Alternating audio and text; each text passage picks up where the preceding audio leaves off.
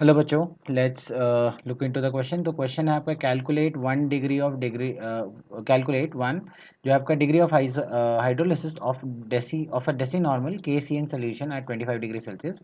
The dissociation constant of HCN is 7.2 into 10 raised to the power of minus 10. Ionic product of water is given as 10 raised to the power of minus 14 and also find out pH value of the solution. तो यहाँ पे जो है हमें सबसे पहले देखना है की कंसेप्ट को और फिर जो है अपने को क्वेश्चन समझना है।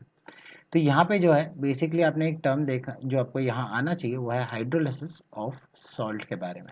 अगर हमें इसके फॉर्मूलेज हमें पता है, इसका फंक्शनिंग कैसा होता है वो पता है, और किस तरीके से कैलकुलेशन कैरी फॉरवर्ड होता है वो पता है, तो हम ये क्वेश्चन सॉल्व कर सकते हैं।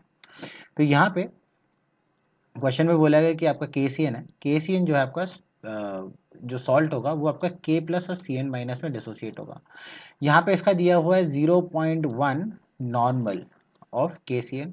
इसके जगह पे हम जो है यहाँ पे 0.1 MB लिख सकते हैं, क्योंकि यहाँ पे एन फैक्टर जो है आपका 1 है KCN का। सो यहाँ से जो है आप कॉन्सेंट्रेशन निकाल लोगे साइनाइड का, तो साइनाइड आयन का, तो वो हो जाएगा आपका 0.1 M के बराबर। अब यहाँ पे जो ये CN माइनस है ये H2O से कंबाइन करके यहाँ पे ये फॉर्म करेगा HCN और जो है रिलीज आउट कर देगा OH माइनस। और यहाँ पे जो डिसोसिएशन कांस्टेंट होगा वो हो जाएगा आपका KH। और यहाँ पे जो आपका डिग्री ऑफ डिसोसिएशन है, सो अब मान लीजिए यहाँ पे आपका मान लीजिए 0.1 और आपका H जो है डिसोसिएट हो गया, तो 1 माइनस H। यहाँ पे जो आपका फॉर्म होगा वो होगा 0.1 H और यहाँ पे भी आपका होगा 0.1 H के बराबर। सो यहाँ पे ये आपका H जो है वो आपका डिग्री ऑफ हाइड्रोलिसिस है, राइट। सो यहाँ पे हमें जो है फॉर्मूला याद रखना है कि आपका जो H होता है अंडर रूट ऑफ KH/C। तो यहाँ पे अगर आप देखोगे तो ये आपका जो है एकदम वीक एसिड के फॉर्मूले की तरह है।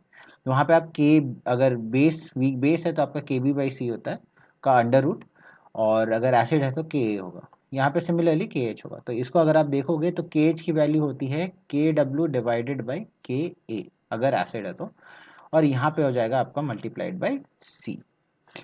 अब अगर हम यहाँ पे सब्स्टिट्यूट करें वैल्यूज़ तो देखते हैं क्या मिलता है हमें। तो यहाँ पे under root of 10 raise to the power of minus 14 divided by, यहाँ आ जाएगा आपका 7.2 into 10 raise to the power of minus 10, और ये आ जाएगा मल्टीप्लाइड बाई 0.1। तो यहाँ पे अगर हम कैलकुलेट करें, कैंसिल ऑफ करें, तो ये अप्रॉक्सीमेटली आपका आ जाएगा 0.018 के बराबर।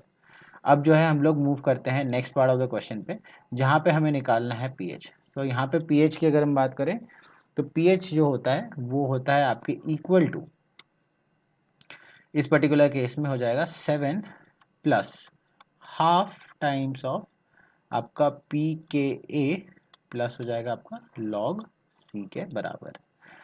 सो यहाँ पे अगर हम देखें तो इसका ये आपका पोटेशियम है जो आपका स्ट्रॉन्ग बेस है, राइट। स्ट्रॉन्ग बेस का डेरिवेटिव है, तो यहाँ पे आपका 7 प्लस होने वाला है, इसलिए यहाँ पे 7 लिखेंगे, प्लस आपका PK जो आपका वीक एसिड है, और अगर कॉन्सेंट्रेशन उसका बढ़ा होगा तो वो पीएच जो है आपका और भी बढ़ता जाएगा, क्योंकि आपका OH जो है आपका बढ़ जाएगा, तो इसीलिए यहाँ पे जो है प्लस साइन होगा। तो अब अगर यहाँ पे हम सब्सटीट्यूट करें तो ये हो जाएगा equal to 7 plus half multiplied by PK, that is minus log of आपका आ जाएगा ये 7.2 multiplied by 10 raise to the power of minus 10, और ये आ जाएगा plus log C। Log C आपका हो जाएगा 0.1 के बराबर। सॉल्व करते हैं तो ये आ जाएगा 7 प्लस हाफ, यहाँ पे देखा जाए तो ये आपका हो जाएगा -1, यहाँ से आपका आ जाएगा 10, क्योंकि यहाँ पे -10 है, राइट। तो आपका 10 माइनस 1 हो जाएगा आपका 9, और आ जाएगा माइनस लॉग ऑफ 7.2। अब अगर हम इसको सब सॉल्व करें और फर्दर वैल्यू सब्स्टिट्यूट करके, तो ये अप्रॉक्सीमेटली इसकी वैल्यू निकल के आती है 11.07। तो यहाँ पे अपन कंक्लूड कर सकते हैं कि आपका H जो था वो आएगा आपका 0.018 के बराबर, और जो pH आया है वो pH आ जाएगा आपका अप्रॉक्सीमेटली 11.07 के बराबर।